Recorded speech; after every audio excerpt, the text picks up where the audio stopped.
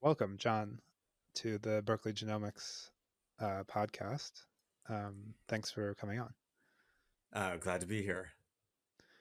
So, I guess first I'm pretty curious to just hear a bit about your story. So, you've worked on several different technologies, thinking about sort of their implications going forward. Yeah, so tell me about your work and how you got connected with the Manhattan Project. Well, it's an interesting story about how I connected with them. So I'm a bioethicist right now, philosopher. And I had in a previous life, I was a grad student, that I was a journalist covering a lot of technology because that's what was happening and exciting. Wrote for the New York Times for many years and outlets like that. Um, and was very much involved in it. And then went back to study bioethics at NYU and complete a degree there. And then more philosophy and grad work. I'm currently an ethics fellow at the Icahn School of Medicine at Mount Sinai in New York City. And that's more in a hospital clinical setting, dealing with patients and students, mostly med students, and training them in the issues regarding bioethics. Much of that these days has to do with technology and how to apply that technology. And it's changing every day. Often, a lot of the discussion is in AI, but what really interested me was research in genetic engineering. And I had done, for example, I had interviewed George Church for a story back then, and done stories like that. Um, and was just really interested in that, including privacy involved with genetic information. There are a lot of related issues. But it just so happens that I delivered a paper at the American Philosophical Association about 2 years ago that was about arguing that we should start to allow germline editing of the human genome in specific cases for specific reasons and medical reasons. And I had said in that paper that we should sort of launch something like a Manhattan Project. Yes, there are some risks involved, but the benefits are so tremendous that it's time for us to start looking at that seriously. And then 2 years later, I found Kathy and this company that she had started and a science team, and she had referred to it the same way as the Manhattan Project. And I thought, oh, I must talk to her, and that's how we connected. I reached out to the company and the scientific team there, and it was very fascinating. That's how we got started. Hmm. Okay, so let me just make sure I understand. So the idea is this is sort of um, we can see on the horizon that this technology is going to be extremely impactful, and so it's kind of like time to make a really big investment in developing the technology. Yes, I mean not just in. I mean many research projects, and obviously every day in the newspaper you read something about a new gene therapy. But this is more focused on actually editing the human genome to eliminate hereditary diseases that sort of are unavoidable, or for which the therapies right now, or treatments or interventions in clinical parlance, are not sufficient. These are children who are born with genetic mutations and only live sometimes days or a few years, and whose lives are very difficult. And there really isn't a germline, or pardon me, a somatic treatment, a gene therapy for many of these children. A lot of the damage on mutations like this is already done in the embryo. So by the time they're born, it's too late really to treat them. So that's the difficulty, and hence the idea that we should treat for very specific diseases, be able to alter the genome, basically to correct it to back to where you and I are healthy and have a genome that we can sequence, and sort of to match that basically. Is there one or two examples you could give of a disease which, as you say, is kind of does its damage already by the time the embryo is grown, by the time the baby is born, and also is like what's I assume these are fairly rare, but like, do you know a relatively more common one, like one that might have thousands or tens of thousands of cases or something? Gosh, well, they're all kind of, I mean, they all sound rare, but then when you start looking at the parents and the organizations to support these groups, it tends to be thousands and thousands. I mean, just in a general scope, I was doing some research on um, some other scientists who tried to look at how many mutations are involved in neonatal deaths, basically, die within a month or something of being born. And there was the percentage that they saw was about 41% of those children. Um, it was because of a genetic mutation. And of those, only about 30% was there any kind of treatment for them. For the rest, there really was nothing that could be done. Now, many of those diseases are things that people often cite, like Tay-Sachs or something like that. But there are other ones that people don't know they may be a carrier for Huntington's, and then they decide they only learn later, decades later, that this is a degenerative disease that they're going to face. Um, and then there are things like muscular dystrophy. Obviously, there are quite a variety of case types of muscular dystrophy. It's not just one genetic mutation, so you can't sort of make a blanket statement about them. But certainly, some of those, there are some treatments that try to ameliorate the condition right now that are kind of quasi gene therapy, but they don't last very long and they're not very effective. Yeah, I was kind of a little bit sad to hear about the. I was just very briefly looking into, yeah, the genetic basis of some of these more common monogenics, and it's monogenic in the sense that it's for many of them there's a single gene, like a region that has a mutation, but then there's many different mutations. So it's for editing, it's you are a little bit in a rock and a hard place where if you're doing base editing that only changes one base pair is tends to be more like I guess more efficient and more has causes less damage to the DNA.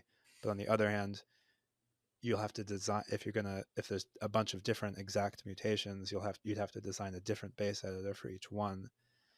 I mean, this is like a technical problem that hopefully you guys or someone can figure out. But it's a little bit of sad news where it's not so simple. The monogenic diseases are not so simple necessarily.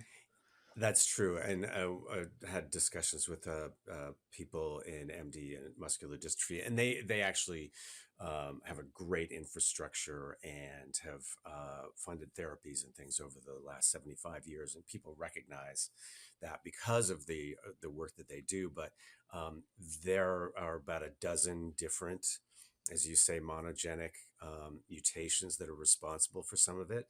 And we've only heard about a couple in the news because there is a somatic treatment that is like an infusion to change to try and correct the DNA. But again, it slows the disease down. Whether it can cure it or anything is very difficult and unlikely. It's just the nature of making those somatic changes. It's not as if 100% of the cells all take the correction. They don't. And that's getting most of them to take the correction. Great. Then that may mitigate them. Some of the not being able to walk, they might be able to walk, get some mobility back, but it's not a cure, unfortunately. Yeah, so that's one of the great power advantages or effectiveness advantages of germline engineering is you correct a single cell or a very small number of cells at the very early stage, and then this will grow into the whole baby, and all the cells will have gotten the edit, hopefully. Right. On the That's the other hand, idea. this also amplifies the potential for damage, where, um, like a somatic intervention, it might damage some cells and make them die, but that's usually fine unless they become cancer. But if you damage a cell in a very early embryo, you might just kill the embryo, um, or make all the cells in the embryo um, carry some additional damage that you caused. So it's sort of Yeah, higher that's stakes in general. Yeah. it is sort of higher stakes. So you know philosophically, the higher stakes are you could intervene in a gene therapy with someone who has the disease right now, and even if they're very young, KJ's a case where they designed it very quickly within about 7 months, a gene therapy. But it's very risky. But it is like toxicity in cancer treatments. Um, we're willing to accept a pretty high toxicity level because otherwise you're going to pass away anyway. Your disease is going to be fatal. So chemotherapy can be pretty severe. That's one of the reasons why, because the alternative is so dire. But you're only going to lose one patient, and that's with somatic gene therapies. There have been fatalities, there have been poor reactions, and we're constantly learning more about why some of those immunological reactions occur. But it's a pretty risky treatment on its own. But in that case, as you kind of pointed out, we're only affecting one person. The fear with germline editing in general is that some mistake will be made in the edit, and the person will grow up and then we'll discover later that there was some problem with a mistake in that edit, and that there is a potential that they could pass it on to their offspring. So that's sort of where they see the risk is different. To that individual, to that child who might have the mutation or you're trying to correct, the risk is kind of the same. But it's the idea that later on something might occur, we might learn something else. Um, so is this, so you're sort of, I forgot the term, maybe you can remind me, that it's like, there's some term for the, when you apply a treatment that normally you wouldn't apply because it's too risky, but then if the patient is already at great risk, it's like compassionate allowance or something, or Oh, um, for new treatments, there are the government for yeah, regulatory to that's what approval. I'm thinking of. Yes, they do have that compassionate approval, and that's fast tracked a lot of interventions, a lot of therapies. You know, some of it, there's an interesting history to me about a lot of this that goes back to actually the AIDS crisis, because in the medical community, in the bioethic community, there was a fairly paternalistic view of patients, that the medical community knows best and that they should be cautious about the way they introduce things.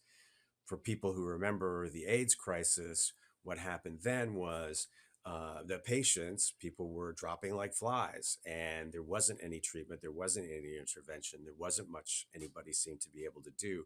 And so you had these sort of activist patient groups grow up, like ACT UP, who insisted on getting access to the latest medical treatments, even if they were experimental, because the alternative was they were going to die this really terrible way. And so they wanted access, and they pushed and pushed and felt like there wasn't enough being done by the government at the time, which is accurate. And that sort of changed the landscape of patient advocacy and the medical community, and giving patients more autonomy, and so that patients can choose more what their therapy should be, as long as they understand all the alternatives, the risks, and the benefits. We give them autonomy to decide, should they have this chemotherapy, should they have this other kind of intervention, or maybe they don't want that therapy. But a lot of it I trace back to that moment in history. Do you well, maybe you just want to back up and tell me your overall um, thoughts here, but I guess I was going to ask, is that, do you view gene editing this way, where it's kind of up to the patient and you want to, like, maybe you're most focused on applications that are kind of very high impact for, like, an embryo that might be very, very sick and die prenatally or as a young baby. Maybe that's your focus, but in the medium term, I could imagine you saying, well, if parents are interested in using this technology and we clearly, accurately communicate the risks and benefits, then it's up to them. Is that your position, or what's, tell me It your it thoughts. is. I mean, there are philosophers who've argued for what we call parental autonomy or procreative liberty. I'm just a his name escapes me right now, but who argue for that parents should be able to decide the Mm-hmm. way that they can have children. within reason. Of course, it's not unlimited. It's not like you shouldn't be able to clone a child just so you can have extra organs for another child, or you shouldn't be able to create a child who has some inherent disability. Um, but on the other hand, you should be able to choose IVF if that's the way you want to go. Have surrogates, not. There are a lot of different options now that didn't exist before, and that they should have some autonomy, the parents. A lot of philosophers would take a tougher line. If, let's say, I had a genetic mutation, I knew I did, and there was no reason for my partner, for she and I to avoid it, to have a child. Some philosophers take a very hard line view and think, well, then you should adopt. There's no reason for you. There's no right for you to have a child given this mutation. So that's a point of view. It's not my point of view. So I Why not? think mainly because I think um, it just ignores and dismisses things that are pretty um, important to us in terms of what we might call flourishing as parents. The life we have, when you love someone else, you do a lot of things to express that. And one of them, for many people, not doesn't have to be for all people, it's a choice, but is to have a shared child. And sometimes it's sort of criticized or dismissed as well. It doesn't have to be genetically connected to it, but it's pretty great as a parent. And there are a lot of things about that expression. And I think just it may sound rational to say, well, yes, there are a lot of children that need to be adopted, but there are inherent problems with that. It's expensive, difficult. Not everybody can. Um, it may sound rational, but it's the bar is very high. It's a too demanding ethical demand to me. It seems to me. I think it's great for lots of people, and if you can adopt, I have friends and neighbors who have adopted. Wonderful experience, but it's not necessarily that we shouldn't impose that. I think on parents, and if we can Right. give them a choice, if we have a way to fix it, that would be fantastic. Like IVF. Before IVF, all those couples just simply couldn't have children. That was just a fact. And when IVF was introduced, there were all these hue and cry about test tube babies, and oh, this is sort of the end of nature and against God and against nature. And now it's every day, and everybody loves IVF pretty much. Well, there's definitely um, basically anti-abortion crowd um, is not happy with embryos being discarded potentially. That's definitely an issue. I was just talking in the hospital the other day, and we were talking about this. Not so much that, but IVF used to be because of the technology and the way it worked. You implant several embryos because the chances that they would take weren't very high. Mm. Now they'll implant one. So it's changed, it's advanced, it's gotten a lot better, um, and we accept it as sort of a natural outgrowth of medical interventions and therapies. Do you um, what can you say about? So yeah, you mentioned IVF, and there was an outcry about that, and they like hounded the scientists who were developing it, and kind of Right. like ran them out of their jobs and stuff and funding. But he just kept working on it, and then eventually made it work, and it became very widespread. Do you have any? Do you have other? I'm just I don't have a very precise question. But I'm curious if you have any reflections or lessons from other from either the story of IVF or also other ones, like one that I am interested in but haven't looked into is organ transplantation, mainly just because it feels like icky or weird in a similar way to genetic, not very similar, but like vaguely similar to genetic engineering, where it feels unnatural or something strange. Um, but if you think about it more, it's fine, and then actually, it's really really good for the world. Yeah, I think there is. I mean, initially the way we couched it was, test tube babies, and that just made it sound pretty awful, like I was going to shake something up and who knows what was going to happen. um, but obviously the kind of germline editing that we want to promote, um, and involves some of the same technology. Obviously you're going to have to um, edit either the initial few cells of the embryo, which they can be just a half dozen cells, or there's also the alternative as a possibility of editing, let's say, the sperm or the egg before anything is actually fertilized. There is a possibility the technology could do that.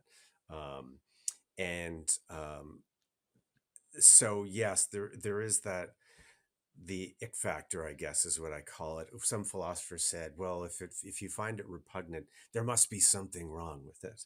Is There this was some Leon Cass? intuition.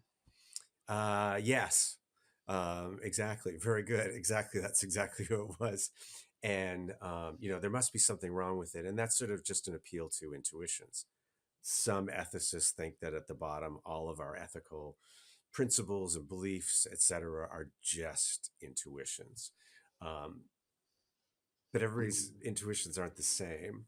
And what may seem unnatural now, in the case of IVF, can seem very natural 20, 30 years later, and nobody bats an eye about it, really. With certain, it was risky too to begin with. Um, and I think that's sort of the issue with this. The only way to get past that and gain some more knowledge is to start to do the research now to try and give these solutions to people, and so that people don't suffer these things. And in this case, in terms of natural, what I look at is all we're doing is, the idea is to correct something that is unnatural, but their human DNA is constantly mutating. So even between the initial sort of fertilized egg, there'll be another 70 or so de novo mutations that just occur randomly. So it's our DNA isn't static, and so it's all often changing and adapting. And in this case, what we're talking about is correcting that one mutation that we know is the mutation that causes some horrific disease, and it basically matches human genomes that tens of thousands of millions of people have had and have been healthy. And we know the epigenetic factors because they've been walking the planet and haven't had anything terrible happen to them. So being able to do that it's a pretty narrow bandwidth we're talking about, not doing anything beyond that. Yeah, that's a point that I wish people understood more. I'm always a little confused when people don't know this, but I guess it's not necessarily fully understood that almost all of the proposals in this whole area, like even ones that you might not necessarily endorse, like even um, aiming at so-called enhancement, um, all of these proposals, or almost all of them, and all of the ones I would endorse, would only involve trying to um, edit in or select for genetic variants that are very common in humans and maybe even already present in the parents themselves on the other chromosome. Um, Right. and so it's, yeah, we're not, generally speaking, this field is not trying to, transplant in animal exotic animal genes or make up entirely new genes or anything. Yeah. Right. The other point I often try to make in academic ways, and actually in food and agriculture as well, is that these are cisgenic edits from within the same species versus transgenic edits, which are taking something from another species and inserting it in the genome. And that's not what we're talking about. We're talking about cisgenic edits. And then, the sequencing technology is rapidly advancing too. That's a whole other area. Long versus short sequencing, doing long versus short reads, which more advantageous, how fast can you do it? And how difficult it is sort of to repiece it all together, which I don't think people really understand. When you sequence, you're just kind of breaking it all apart and then trying to put it all back together again to get the sequence. But as that gets better and better, and it's cheaper and cheaper. My gosh, there's a thumb drive now, Oxford Nanopore. You can put it in the side of my laptop and do a complete sequence. It's just amazing, but it will get better and more accurate. And that again is another safeguard, so that we're matching your genome or mine that's healthy. We're not trying to do something extraordinary or enhance anybody. We're just trying to fix that gene.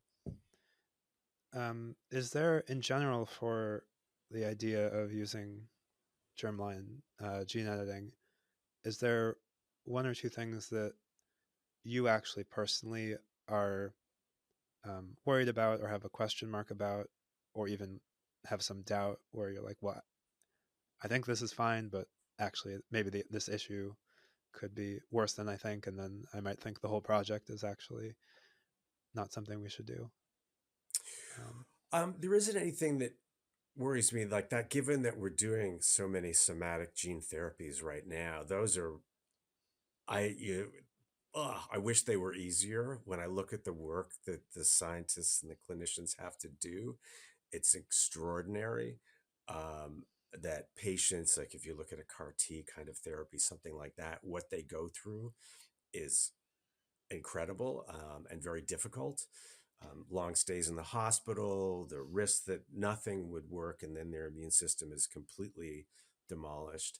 Um, so those seem much more riskier. It's interesting. The more I look at this, I don't see it as risky, because you shouldn't have the immunological responses, because you're going to make this change in a couple of cells that don't yet have a fully blown immune system that you're worried about triggering, um, with some of these other vectors that people use in somatic therapies, which is the way that they get the DNA into the cell, sort of a CRISPR-Cas9 protein or 13, whatever they happen to be using protein.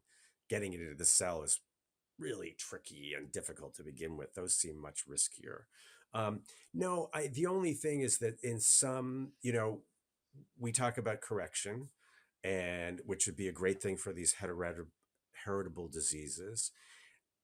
When I look at the statistics, though, some of them are spontaneous. So it's not as if all MD patients inherited it from their parents or from the mom, generally, often some of these mutations. There's not a quarter, but 23%, something in that range, that is what they call spontaneous. We don't know. And and so, so, and you're not going to be able to edit those because you can't sequence it. By the time you're able to sequence the embryo, it's already too grown for you to avoid mosaicism right, I when you do wouldn't the edit. know. Yeah, unless I'm testing. And maybe someday the technology will be there that every single person who has a fertilized embryo gets that tested. But it I seems guess I wonder if unlikely, but actually, maybe they do. I would actually wonder. I guess we'd have to talk to a scientist, but the thing is, I would wonder if you might be able to know beforehand by sequencing, like some. I believe most um, chromosomal, most aneuploidies come from the oocyte, but most de novo like point mutations or small rearrangements, I think, come from the sperm, and I wonder if it's. I would assume it's highly correlated. In other words, if a man's sperm has a mutation, a lot of his other sperm also have that mutation because like the stem cells producing sperm, the stem cells have those mutations, or maybe not, but and so I wonder if you can actually sequence the sperm and infer what are some likely. Um, There may be in the future, they may sample it and say, okay, here are your chances. And the same way people are sort of trying to do now in some other companies. But yeah, it may be possible. Um, and I just think back to just a few years ago, if you were worried as parents whether your child might have a certain mutation, you needed to take a sample of amniotic fluid, which was a risky procedure, because some people then that interrupted their pregnancies and they spontaneously aborted, hmm. unfortunately. But if you were really concerned, that was really the only way to do it. Now there are blood tests and all sorts of less invasive things, ways to look and not risk that. And so the technology is advancing pretty rapidly. And that's part of our concern is that the research we should get going now, and because people are suffering, and as we're talking, children are being born somewhere with some mutation that they needn't necessarily have. It could have a better start at life.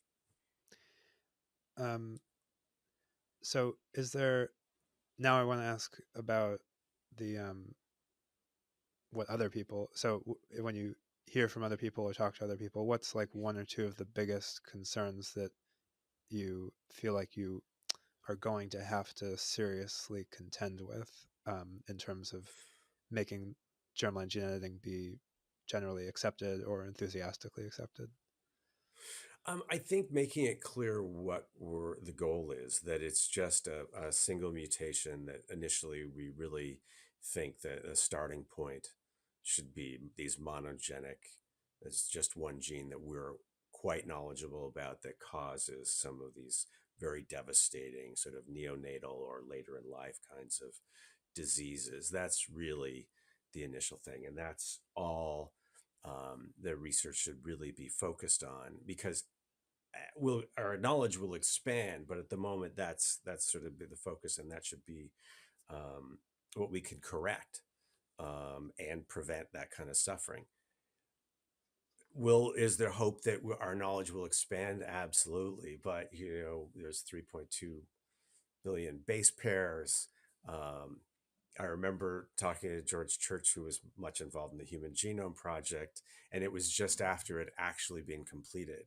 It wasn't actually completed in 2000; it was just completed a couple of years ago.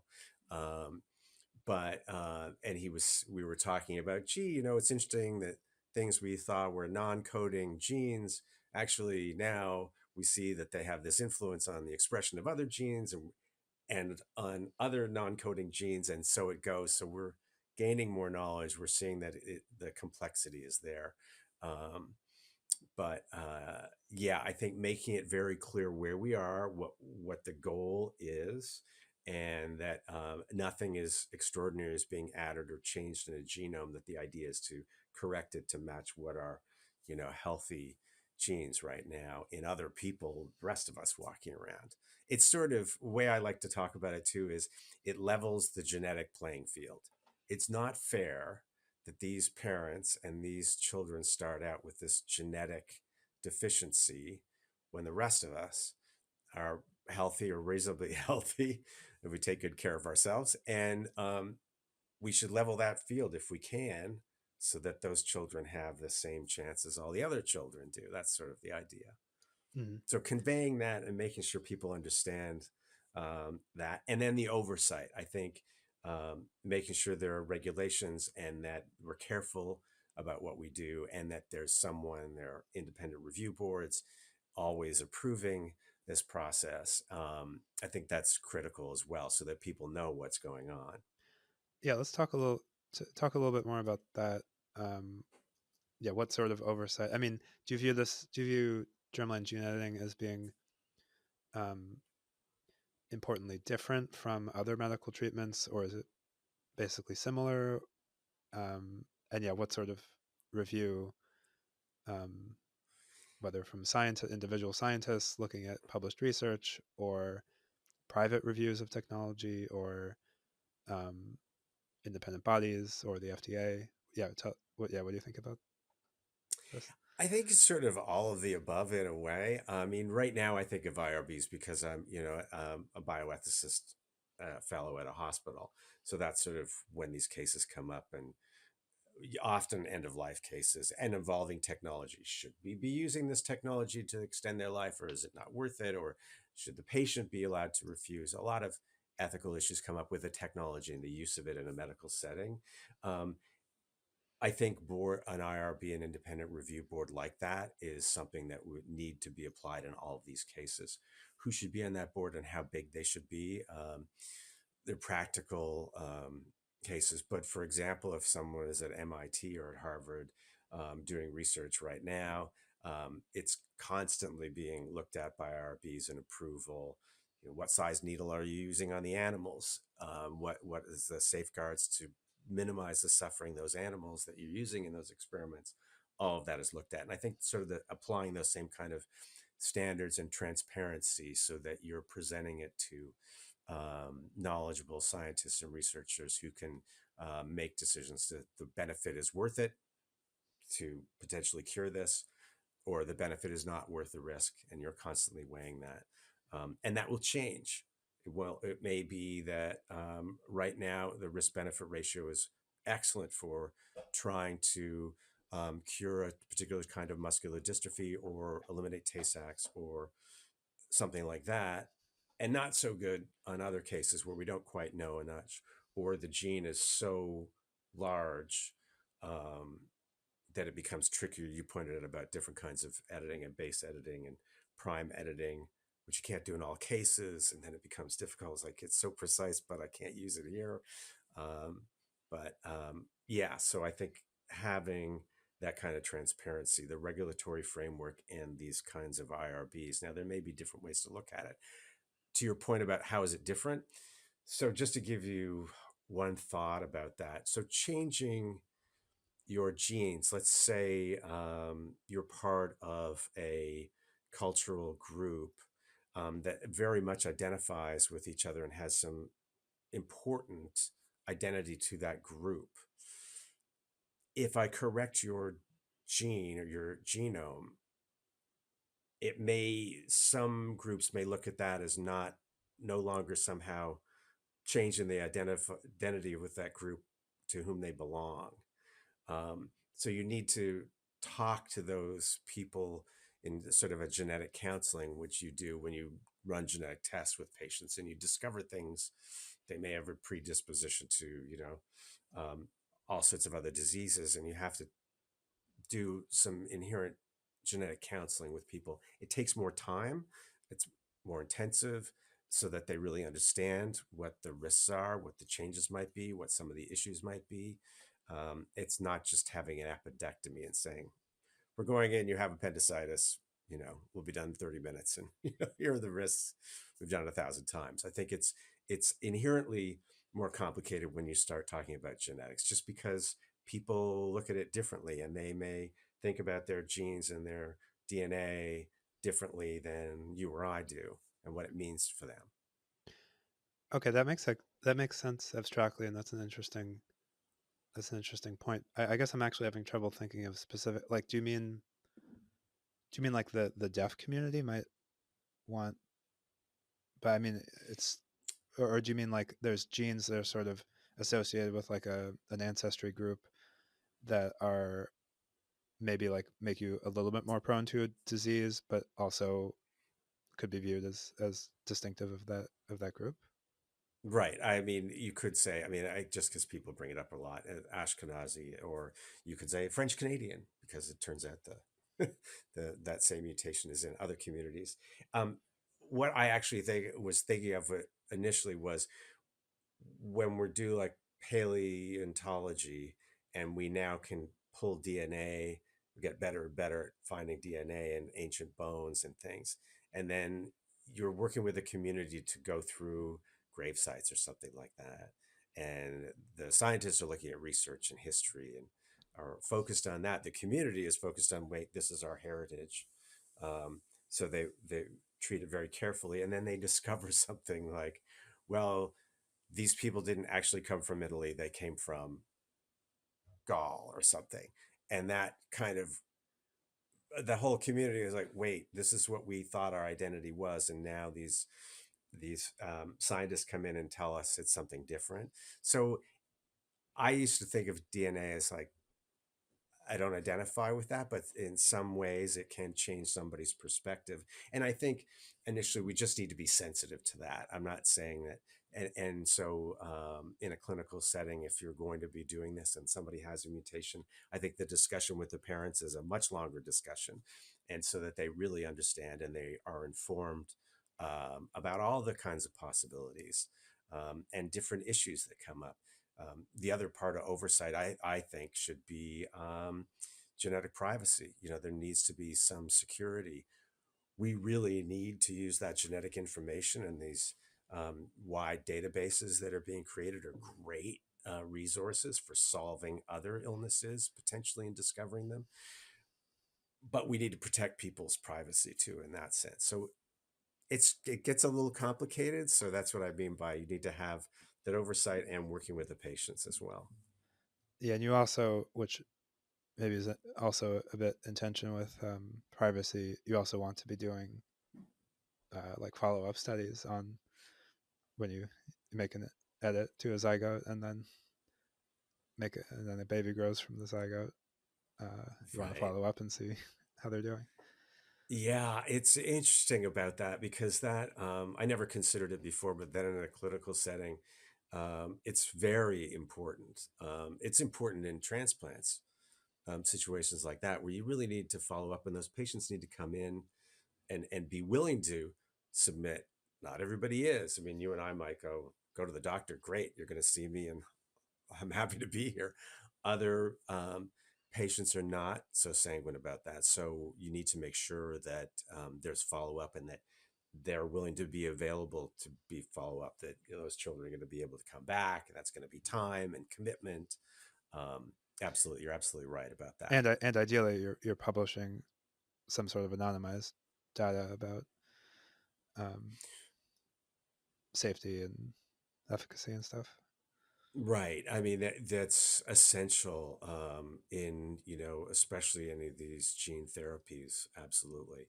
Um, Fortunately, it involves so many different people. The knowledge tends to be shared. You think about the team that did the um, KJ and how quickly they were able to sequence things, target the gene, find out what they needed to do. It involved different scientists at different institutions putting it all together.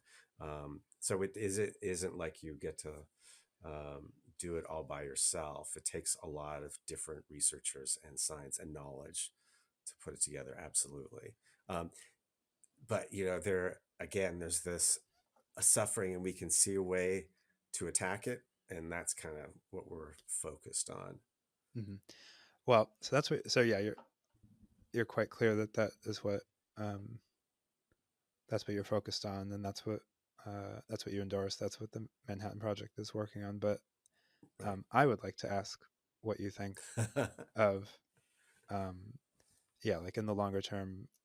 Um, I don't really like the word enhancement actually, because it's I'm not, yeah, because it feels too much like modifying things. But I guess I don't have a better term at the moment. So let's say enhancing. So either a more tame version of enhancement using germline genetic engineering would be just making someone healthier, much healthier than normal. Like you can, there's genes that are polygenically associated with, or many different diseases, from heart disease, lung disease, diabetes, even cancers. Apparently, all have significant polygenic components, and so you could influence that using gene editing or using selection or other methods. Um, and so, first of all, it's already could be called enhancement to make a human who's healthier than normal. And then beyond that, you could say, what about making a human who is not necessarily smarter than any human who's ever lived, but is like among the smartest humans who's ever lived, or just very smart. Um, what do you think of all that, of all those I possibilities? think it's well, as a philosopher, it's a fun area because there's a ton of literature, right, about this. Not just science fiction things that we like, but there's a lot of literature in the community about enhancement and everything from, you go back to against perfection and things like that, that it's somehow against our natural human, to be what it is to be human almost, to do things like that. Fortunately, as the scientists are always reminding me at Manhattan Project, we don't know anything like that kind of knowledge right now. It's very far and distant in the future. Um, so I'm even if we I wanted to, something I couldn't I do I that. think I think that's just not actually true. I mean, maybe we'd have to have table that discussion and have some scientists on, but I think that that's not actually true. That we don't know enough. What they might be referring to is we don't know mechanisms for. So I mean, what we know is we do know many genes, many hundreds of genes that are correlated with IQ. Right. Um, now IQ is hard to measure, and it's not everything about intelligence, and also the correlation is not necessarily causal. And even if it is causal, that doesn't mean you know how it works. And even if you did know how it works, you wouldn't necessarily know how multiple of these genes would interact. But the basic fact is things like intelligence and all this other stuff like disease risk, polygenic disease risks, um, they're heritable um, to significant degrees, and we can predict a fair portion of the variance. Certainly not even half of the variance, but a fair portion of the variance. And if you take the obvious linear extrapolation, which I'm not necessarily saying is correct, but if you take the obvious linear extrapolation, you actually could have quite significant effects on these traits. So we yeah, I don't know if you want to get into a debate about that because we probably No, I neither of think us we are have the really hints. scientists, but yeah. No, I think you're right. We have the hints that we have hints about what we could do. So I think that that kind of knowledge is there, but actually tweaking anything or some of these genes are just a couple of base pairs, but some are hundreds and hundreds of base pairs. It was like, oh, if I change that one, is that more complicated? You just and what will it interact with, and what if they don't have vitamin B12 when they're 5, and does that make a difference? And it gets very complicated, which is not to say at some point we won't be able to do things like that. I think that you're right that we have a pretty good idea about some of these things, and people will be looking at them. But I do think I was just going to say in the philosophical literature, the biggest worry with enhancement is you get this what they and also with treatment, somebody will say against the something like the Manhattan Project. Well, once you allow that, then you're going to want people to grow larger muscles or make kids who are 12 feet tall so they can get a basketball scholarship. Things like that are going to happen, and that's not where we're at. We're just looking at stopping these terrific diseases, and what society wants to do 50 years from now, I don't know. Maybe that will be acceptable. I think there are some interesting things. Though, one thing I want to suggest to you about that and people talking about enhancement, because it is such just a fanciful, interesting thing to think about, is a couple of philosophers, Nick Bostrom at Oxford, I think, suggested that, well, what would be a good enhancement or acceptable or permissible one versus one that should not be permitted. And the idea is what they call the reversal test. Well, if you did the reverse, would that be acceptable? And if the answer is, well, no, then you have an idea that it's probably a benefit and not something bad. But again, it doesn't work for everything. Suppose I wanted larger eyelashes. Shorter eyelashes may become fashionable. I don't know. Is that something people want? Um, Well, I mean, but maybe yeah, we could say that yeah, it's working there. It's not giving a clear answer. But then if you say, um, is it going to be somehow bad for society if we are increasing intelligence? And you say yes, that would be bad. And I say, okay, well, apply the reversal test. Do you want everyone right. to be dumber, or do you want a bunch of people to get dumber? It's probably not. Exactly. Exactly. That's exactly the kind of case they're thinking of. And, there are a group of philosophers, ethicists who are perfectly fine with enhancement. They think if the risk isn't there, um, they think there should be autonomy and that people should be allowed to do that. I mean, there is question of justice and a distributive justice and fairness that comes into the equation in these cases. With the Manhattan Project and actually doing germline editing, it's often pointed out that the cost would be a lot lower, and we're not going. It's not just for some wealthy people; it's for these families that just so happen to have this mutation by just random that's just, and they will be rich and poor, and they will be from different ethnic backgrounds, and it's just not the case that it wouldn't only be for wealthy people. But the argument could be made, that enhancement thing. Oh, there's a new enhancement out. Did you hear about this new enhancement we can take this week? Could happen, I suppose. Do you Do you happen to know of any examples of technologies that um, haven't that have not in the long run ended up benefiting most people, but instead only benefited like very rich people or something? Oh, that's a good question. I mean, that have only, I mean, I'm hard pressed to come up with one. I thought you were going to say, think of technologies that were actually like pernicious and stuff. And people would be going, Facebook. Yeah, yeah, This, we can think of um, examples like that, but yeah, it's just yeah, because but no, yeah, that's a good question. I don't can't think of anything off the top of my head. So I liked a maybe lot of like very autumn. rare medical treatments, like very refined. Sorry, I Usually, interrupted you. I want to hear what you yeah, were going so to say. you're right. There are some rare ones. I mean, one of the other issues with somatic gene therapies in the kinds of cases you asked when we started the discussion, some of these diseases and mutations are pretty rare. That's true.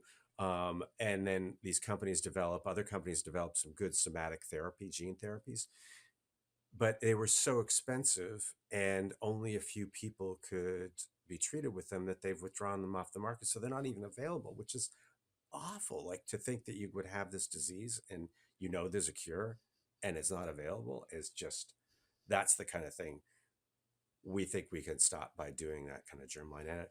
But is there something that only wealthy people? I mean, I was thinking about cars and the kinds of semi-autonomous technology now, that safety technology that's available is now available in a $28,000 Hyundai, Hmm. that can drive down the road with you got to be paying attention, but it has automatic braking and all these things that were available before and only high-end BMWs. So just to come back, what people I call the iPhone argument, even though iPhones are way expensive, but supposing there are cheap smartphones, and that argument is, look, I remember having one of the first cell phones, and look at me, I've got a $1,200 cell phone, and now everybody has a computer in the palm of their hand and can charge them in Manhattan. In Manhattan, we have like street kiosks where you can plug them in. I mean, it's just they're everywhere. So um, I do think the technology has that tendency to come down to all of us, but um, it doesn't mean there isn't going to be a time when there's some inequity, when I can afford it and you can't. Yeah. Do you? Well, I guess it's going to be cheap words, unfortunately. But I guess it would be nice to get you on the record as, or get someone from the Manhattan Project on the record as having some sort of commitment to, yeah, making the technology like as an ongoing process, eventually making the technology accessible in general and in particular inexpensive. I think, well, one thing, you can't own a gene, right? That was a a point of legal contention a few years ago, and that's not a thing. So once somebody discovers a mechanism, basically, you know, there are so many people coming up with so many different techniques. Um, I read the literature on a daily basis of different people publishing how they've used a different kind of edit, or a different Cas protein to do certain things, and or they discover that the shape of a particular protein has an epigenetic effect on another protein, another gene's expression, and it's progressing so rapidly. I don't know what the future of that is. I mean, in general, everybody wants to license it. If they discover that one technique, and everybody hopes that that's the technique that everybody's going to use, but it's progressing so rapidly, it's hard to see that as an issue right now. Let's cure it first and then we'll figure out whether or not we can, whether there should be regulations about things like that and what they should be or not, because you're trying to encourage all of these people to do it. And right now, I think there's a lot of encouragement, and there are a lot of researchers doing some really fascinating, great work right now. But keeping the motivation up, it's kind of easy to keep the motivation up if you contact the patients, and they're constantly, those groups are pretty good at following the research themselves. And when you talk to them, it's like, yeah, that's the reason I'm doing this and want to get started doing this, because it's painstaking work for these people. Hmm. Um, well, I mean, I guess I was hoping. Yeah, maybe I didn't phrase my question well. I guess I was hoping to. I guess I have a worry about. So, for example, I haven't read enough about this, but I have some vague sense that sometimes, for example, a drug company might buy a drug from a smaller company that was kind of developing it and then just put it on Right. the shelf and not develop it, or develop it but just make it be expensive because that's better economics or something, and not necessarily invest in developing cheaper manufacturing or cheaper versions. Yeah. Yeah, the drug issues have been interesting. I agree with you. I haven't tracked it as closely, but it's certainly true that, given rules in the United States versus a different country, and they have different rules about what they have to release and what they have to, when a generic becomes available, how many years they get before a generic should be allowed. And a lot of companies were always trying to figure out in the drug community, which seems like a valid thing. But when their patent were going to run out and the generics were going to come up, they came up with a different formulation so they could still make money off of the original, basically a different formulation of it. It might be turning an injectable into a pill, which you see with GLP-1 now. That's the next thing, which is incredible that's people are going to start doing that and how rapidly that's happened. Or doing a drug that you needed to take every day and doing a reformulation so that you only needed to take it once a month, so that could sort of support your revenue stream. You're absolutely right. People, that business, and some of that is regulations back and forth. You try to correct the market, and then the market does something else. That's always a tricky thing. And after all that investment in time and money and research, there definitely should be able to recoup that if you want to continue doing research on the next disease, the next thing that you want to solve. Um, yeah, it's not cheap to do that, but it's a good question. It's above my pay grade, but when they call in the ethicists, then I'll be right there. Hmm. Do you? Yeah, this might also be a bit out of your wheelhouse, but I'm curious if you can say anything about regulation, like from the FDA. I think currently, or at least recently, there was basically the FDA was not allowed to even review anything about germline gene editing. Um, do you? You know, What do you yes, go expect to ahead. happen Sorry. here? Oh yeah, Well, what do I expect to happen? So, part of our incentive here is to explain to those regulators, just as we're doing now, look, we're talking about these serious catastrophic diseases, and you have, parents and hundreds of thousands of kids who have been born with these various genetic, um, you know, mutations that could have been corrected. Let's go do that. Let's build an environment where we're going to make that possible to do, with minimal risk and safety and oversight. But let's start doing that now. An example is, we didn't talk about this, but it's just an example because it's mitochondrial replacement therapy, which is the way they characterize that. Basically, is if people have forgotten, but it's not just mom and dad's DNA that combine the two chromosomes and match up. It's also this mitochondrial DNA, which is something like 5% or something in but that's all from the mother. And if she unfortunately has some mutation that isn't correctable, that means every child is going to have that disease. And so some countries allow mitochondrial replacement therapy and have started doing that. It's banned in the United States. It's not allowed here at all. Whereas in the UK, they've had some great success. Great success. At least 8 cases recently. The kids are doing great. The families are supremely happy. They were being thwarted in having children before, or in some cases, they had a child that does have this disease, and that's how they learned, oh, we have this problem. Um, and it looks like the technology is progressing. Same way, we should be looking at that as well. But yeah, getting them to put in those regulations to allow people to get started on that. And the only way things become less risky is if we start doing the research to make them less risky. So as long as you don't allow people to do that, it's going to remain risky. We can do all the animal studies, which we would do as well, and which we plan to do as well, but there is a limit.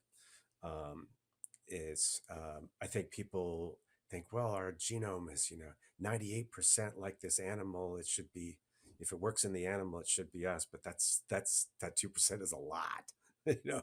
So yeah, that's it has to go through the regular channels, and that's explaining it to people really to get that done. Um, yeah, it's been frustrating with I mean, not personally frustrating, but the uh, in vitro gametogenesis research um, is making progress, but it's sort of like it kind of works in mice, and mice are pretty similar to humans. They're mammals and whatever, Right. but they're the way that they're uh, yeah, the way that their gametogenesis and early embryogenesis works is not the same, and so it doesn't actually transfer immediately to humans. Right, and it's a very complicated process too that we're constantly learning more about. But to your point, I mean, just to regular people, if they can think about all the articles you ever read that said it works in mice, it's a cure for cancer, or if mice drank a lot of coffee, then this happened to them, and then it turned out not to be applicable to humans at all. And Yeah. that just gives you an example. You can think of countless examples like that. So it's great for safety to start at that, just the same way we do clinical trials. And the very first thing we're looking at is toxicity and whether, a healthy person is going to be affected by that. And then you start gradually moving up to actually treating people. You do it carefully and in stages. But yeah, we need to move it to the next stage. Um, have you heard anyone? Let's see. I already asked you this, but I guess I'm still curious. I asked you this, and you mentioned inequality, but I guess I'm still curious. Have you heard what's other like major pushback you've heard on the Manhattan Project's plans? I think the other major pushback is I don't know how to put it. I'm trying to put it in a sympathetic way. That well, one is the risk, that and risk, and people will sort of slide it in. They won't say they're worried about offspring and future generations, but they'll say it's something like it's a permanent thing, or this is a long-term change, which it is for that individual in a somatic edit gene therapy anyway. But they give it more permanence, um, and that seems to be one of their worries. But one response to that is, in theory, it's reversible too. So if we were to discover that, let's say me and I grew up to be the age I am now, and then I suddenly discover, oh, I've got a sudden heart condition at my age, and it was because of the epigenetic effects of that edit, it's possible to reverse it. Um, and as our knowledge increases, it may be pretty easy to reverse it, if it was something really um, Yeah. terrible So like that. That's a so possibility. in other words, um, for editing methods, if you go in and you change a base pair or a few base pairs with prime editing, um, now you might make off target, you might make accidental damage, and the accidental damage will be difficult to reverse, although maybe possible. But the edit, but you can, if we can make there be not a lot of DNA, a very small or zero amount of DNA damage, and then we're actually just making the edit we tried to make. Right. If that edit has negative effects that we find out later, this almost all it's almost guaranteed that this base roughly the same method that we use to make the change, roughly the same method will work just as well to undo that change. That's Um, the theory. Yes. I mean, that's the approach and the hope. Again, nothing is zero risk. I've sort of learned this in working with vaccine hesitancy, trying to explain to people, well, yes, there's always in any medical procedure, like the appendectomy example of, yes, I've done hundreds of thousands of these operations. Is there zero risk? No, can never say there's zero risk. That's not a thing, but there are options. It's not as risky as it's being portrayed. I think that's the other aspect of this, that it sounds like it, but it's not when you take a closer look at it and what the possibilities are. And the other, thing that people will bring up again is, well, it's a shade of the anti-natalist group that thinks you shouldn't bring children into the world because the world is kind of a terrible place, and or it's ruining the planet and ruining the ecosystem, so we also shouldn't bring humans into the world. But a flavor of that is that you don't really have the right to have that child. Why should it be genetically connected to you? Why don't you adopt or do one of these other technologies? And in point of fact, I think you've pointed out that in many cases, these other technologies don't work, or you're going to pass along that gene anyway, even if it's some kind of recessive thing. So then you're going to be looking at it in the offspring of those people, perhaps, and that's sort of kicking the genetic can down the road. And Yeah, you be, yeah, the thing about having your own genetically related children. So I had a conversation which I wasn't able to publish, but I had a conversation with a bioethicist where we were sort of talking around that, because I was saying, well, what if someone has a monogenic? Then it should be fine to use editing, right? And she was saying, right, no, they could adopt. And I was like, but they want to have right. genetic children. And then eventually she came out and said, um, that's not a real, that's not like a legit preference, basically. Uh, I don't know, maybe I'm strawmanning, but I think basically she was just saying, yeah, that's not a legitimate preference, or that's not a priority preference or something. And I was like, I mean, I guess I could see an argument against like having a kid that you know will have a terrible disease, but that's not what we're talking about. And Right. many people want to have genetically related children, and it's not just like a crazy preference. It's like I endorse this preference. Like I want, like, there's things about myself that I value that I would want to pass on. I want to have children with a partner who, um, I see a lot of stuff in her that I also want to want to see more of that in the world. Um, and then she sort of said that I was like, she obliquely implied that I was a Nazi because it's sort of saying like traits are related to genes, and I want to pass on my genes because of traits or something. So I, there's that's an interesting thing to raise, because so there's an inherent inconsistency and contradiction in that argument. On the one hand, the person's saying genetics aren't everything. You shouldn't be focused on genetics, but having kids that are genetically related to you. That's not a big deal. It's not a valid preference. Doesn't need to happen. But on the other hand, if you mess with the genetics, if you make any change in that, that's a terrible thing. But wait, you just told me that genetics weren't important and right. it didn't matter. So why can't I correct the gene? That's an inherent contradiction. And I think you find that even people who don't realize they're assuming that genetic identity, they have this essentialist notion of something about what we really are essentially is DNA, because it's like so the most fundamental thing that we've pinned down so far. But as we know, it's really not. Genes are not identity, and there are all these other factors that play into it. So I think that argument goes both ways. It's not clear cut. And to your point too, look, often when I raise these people, there's love, right? People want to express that love, and I think that's a valid desire or choice. Just the same way as people who don't want to have children, I want to live their lives and contribute to society and do other things with their lives. They should be allowed to do that too. I think there are children out there also suffering that would benefit from having parents adopt them. Hmm. That's definitely true. But I think demanding of all of us that that's the choice we should make versus having your own child, I think that's too demanding an ethical obligation. Hmm. Basically, that's my answer to that. I think it would be great if we all could do that, but I think it's just too demanding. It's um, not realistic either. Hmm. Do you what do you wish I would ask you?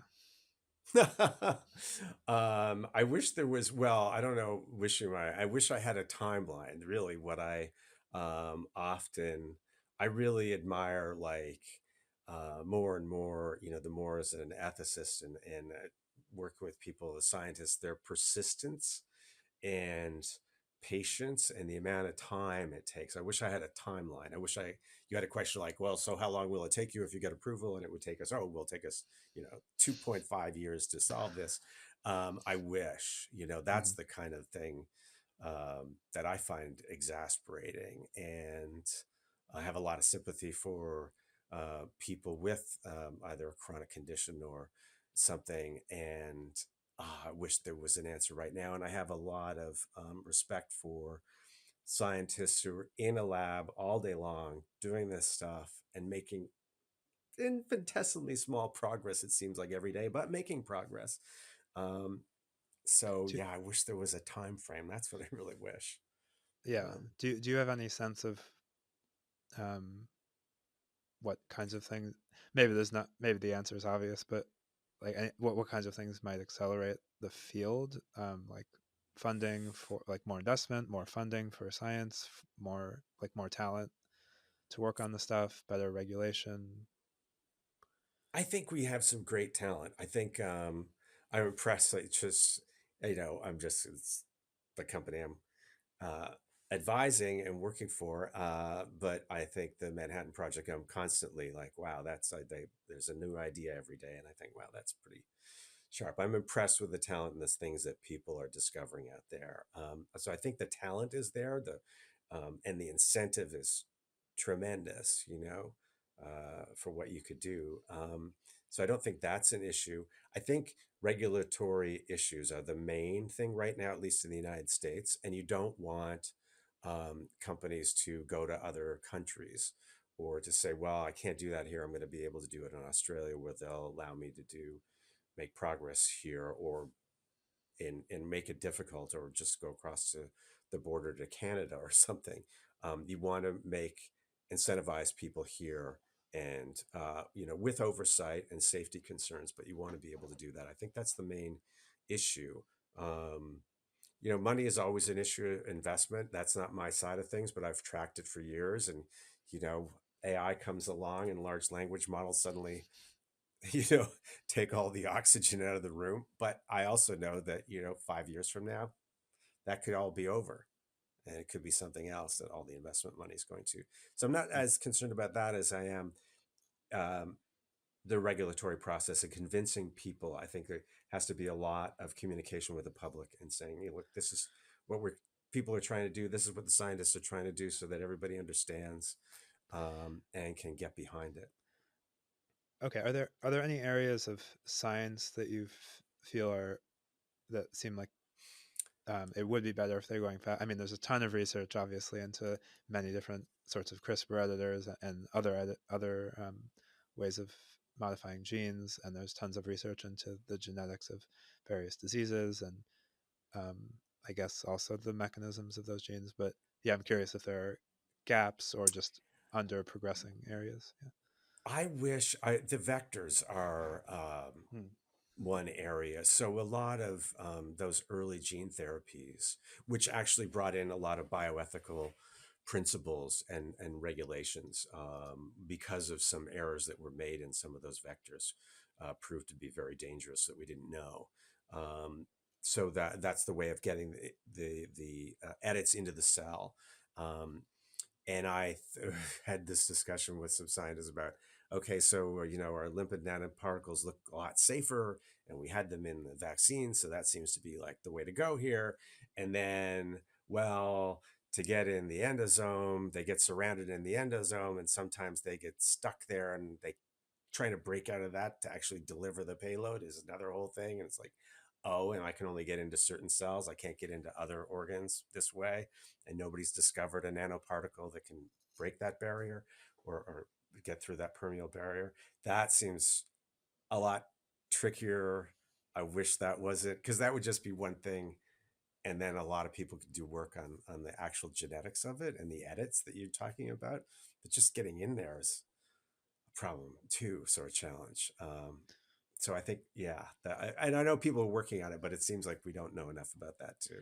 Yeah, I had some friends who were pretty excited about being able to edit adult brains as a sort of intelligence enhancement thing. I know that's a little uh, far afield from your perspective, but so they were sort of excited because like we can do the edits probably, we know enough targets probably, um, but then they later found out, oh, actually delivery is a very very difficult problem that people have tried and failed, and yeah. Yeah. Well, the recent one is Huntington's in the UK that had some luck in slowing the progression of the disease, but it was injected into the brain, so they needed to get access. Mm. And that in and of itself is inherently risky, right? So that's obviously not a therapy that you think you can apply to every patient that has that. Um, so yeah, getting the brain blood barriers is a huge challenge for a whole bunch of delivering drugs and therapies. But yeah, but because like everybody else, I read that research paper and think, oh, they've got the answer, and then as you delve deeper into it, actually those nanoparticles aren't going to get into, or they all end up in the liver, you know. But you have a significantly easier time of it. I don't actually know how embryo editing works exactly. Isn't it? It should be significantly easier to. Correct. In theory, a lot of the multi-stage challenges enduring gene therapy and in a somatic level should just be obviated. They should just be eliminated because you're going straight into that cell before there's an immune system. In a way, you know, about the way I look at, personal identity and philosophy and what constitutes a human being, since we're only dealing with, before even mitoblast, it's just like only a couple of cells or 6 cells or something. You're not risking a person too. So there isn't an immunological response. There shouldn't be in the way that often these vectors create, certainly not in that way. Um, and it should be safer, and you're just risking a lot less, it seems, from one point of view, right? And you're not risking a child, who exists in front of you with that disease. Um, in a way, I think it's less risky. And I think a lot of the researchers would agree that it seems less risky. But again, there are Well, I was. Oh, challenges. But yeah, that's an interesting point. But I guess I also just meant to ask about the delivery to like a right, zygote or a very small like 3-day embryo or whatever. Is that not right. To your easier point, or? Yeah, it should be. I mean, in theory, you're only fewer cells you're trying to get into, and fewer things to deliver. Um, and they're that more was one thing. accessible. Yeah, more accessible. I also, years ago when I started looking at this, what I didn't understand is, well, you're not getting every cell. You're not, when you do a CRISPR edit and you see these gene therapies, well, they're not actually getting every cell. They're getting most of them, or even enough to mitigate the disease or Mm, ameliorate the disease, but they're not getting everything. Even the wonderful stuff that's been done with sickle cell, it's not everyone. They're not getting completely changing what that person mm. has, but enough to get enough of the proper hemoglobin going, and that you don't have the pain associated with those mutations in the blood cells. So, yeah, it's so to your point, yes, in theory, this would mean I get, I could get every single cell. So therefore, it should seem like I really have cured it. That's the hope. Yeah. Um, you you mentioned the thing about companies moving to other countries for regulatory reasons, and I think I agree that that seems fairly bad. But I was just curious to hear why you were saying that that's not a good outcome. Well, I mean, yeah, it would be a poor outcome because they wouldn't have any regulation and oversight in some countries. And it's definitely, I'm trying to think of the term that's being kicked around for it, but it's clearly the case that some people have moved labs sort of offshore, and we don't know what they're doing. And I think that's a reasonable concern. because some people have expressed interest in doing all sorts of odd things, and if they've moved the lab offshore someplace else, we don't know. Whereas, and then there's the competitive aspect that people bring up. Look, if China has changed their regulations, or you're allowed to do certain things in Australia, they're going to advance this technology, and we're just never. It's going to take forever to catch up, and that's just a different kind of concern. As an ethicist, maybe not so much my concern, but just as a practical level and advancement of science, you'd be definitely worried about that. So there's those two things. One is competitive aspect of it if it moves to a different country where the regulations are different, and the other is the oversight and the ethical aspect of somebody doing a bad actors doing it somewhere else without any oversight. Okay, let me just try to repeat that back so that you can just to check. So it would be Yeah. good to have regulation in the U.S. that is, um, avoiding irresponsible experiments or uses of the technology, but that makes it possible for um, the safe, good, effective uses of the technology to be developed on a reasonable time frame. Because if we don't, then first of all, that's potentially a competitive disadvantage with other countries who are more laissez-faire, and also um, we could push some companies out to places where they won't be regulated, and then they could be doing irresponsible experiments that end up um, harming children, harming, you know, defrauding parents or harming parents, and also sort of like poisoning the well, where it's like now we've made a child with a horrible Right. syndrome that's weird that came from our gene editing or something, and now no one wants to do gene editing experiments anymore, and that has like a downstream very negative effect of missing out on all the potential benefits of decreasing diseases and stuff. Yes, that is a very good point. And yes, it's a lot of companies want regulation. Normally think of as, I just kind of want to be able to do whatever I can do, but actually they want oversight because they are concerned that someone will do something like that and set research back a decade or 2 decades. And that has happened where a bad actor has done something, and then the outcry and is so tremendous that it basically stymies research or progress for many years to come. And that's absolutely what we do not want to happen. We definitely want that oversight. We definitely want to make that sort of safe progress where everybody knows and it's communicated well exactly what's going on, and what the goal is, what the benefit is. In our case, to cure these devastating diseases. That's our goal.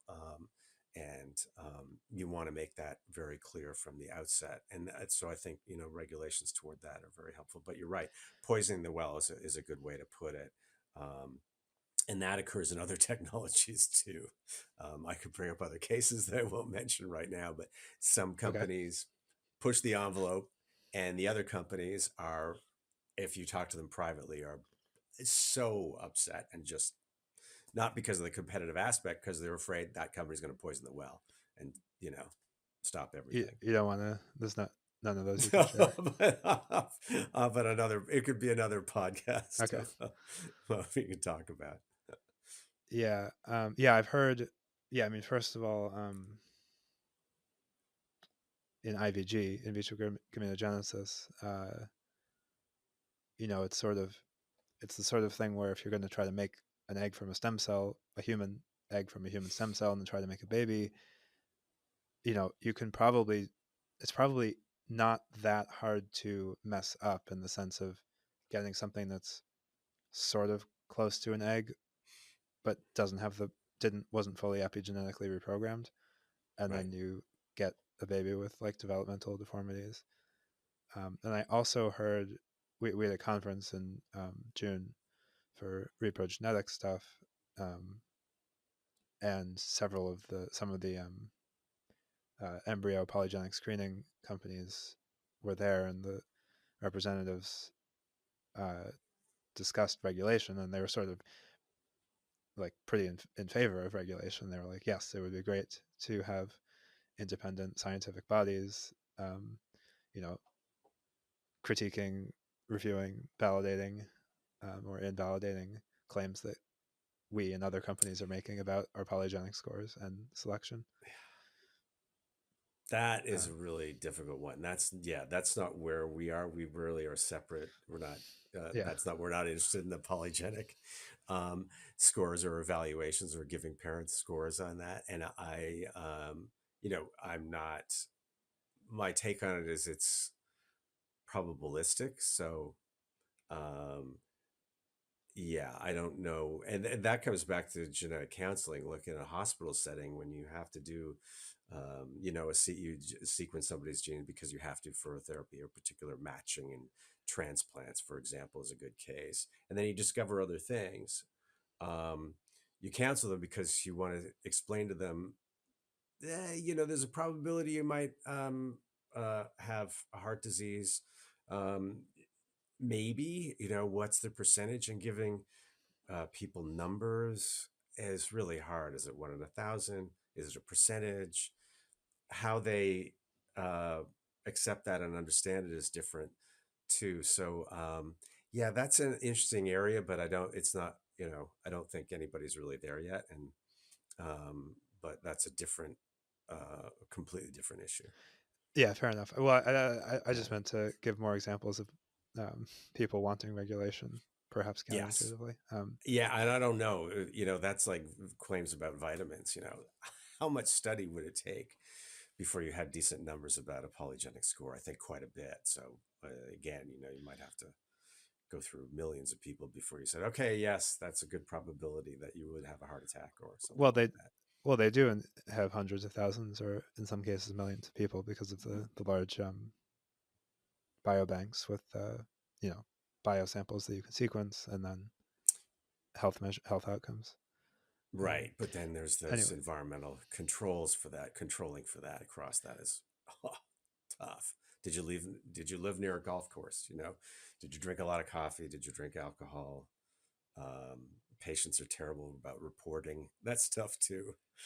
Do you tell the doctor actually how much coffee you had or wine you drank? Yeah, it's mm, tough. We're getting there. I think it's worth pursuing. It's not that. It's just, yeah, different. um, oh, I just wanted to make another quick comment. Yeah, Yes.